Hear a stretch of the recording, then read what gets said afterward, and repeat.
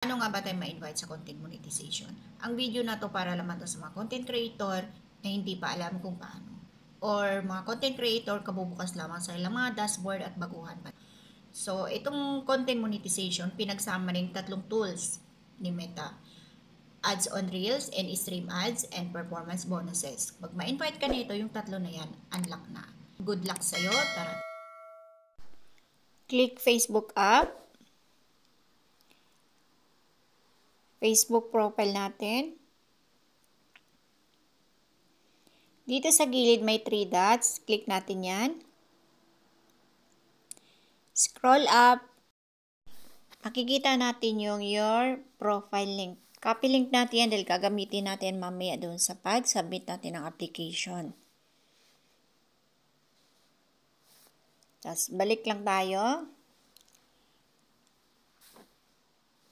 Click natin yung 3 lines nandyan sa right side. Tapos creator support. Tap monetization.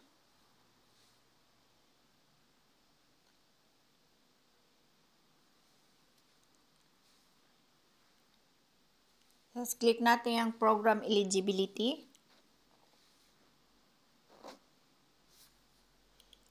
Scroll up lang natin, hanapin natin yung in-stream ads. Tap natin yan. Yan dito guys, kung gusto nyo basahin natin.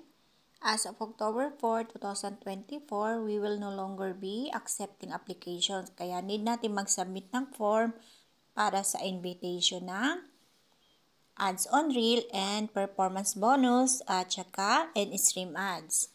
So, scroll up lang natin yan.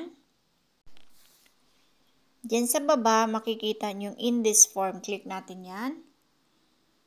Facebook Content Monetization Beta Interest Form. Mayroong tatlo dito guys na fill upan natin. Email address and Facebook account URL. Yun yung kinapilink natin kanina.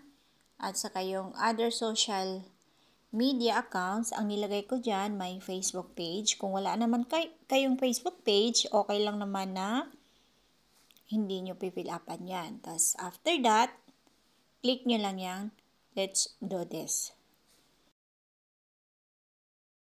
Ganyan lang kadali guys na mag-submit ng application sa Content Monetization Beta. Sana may natutunan ka and subscribe for more. Thank you.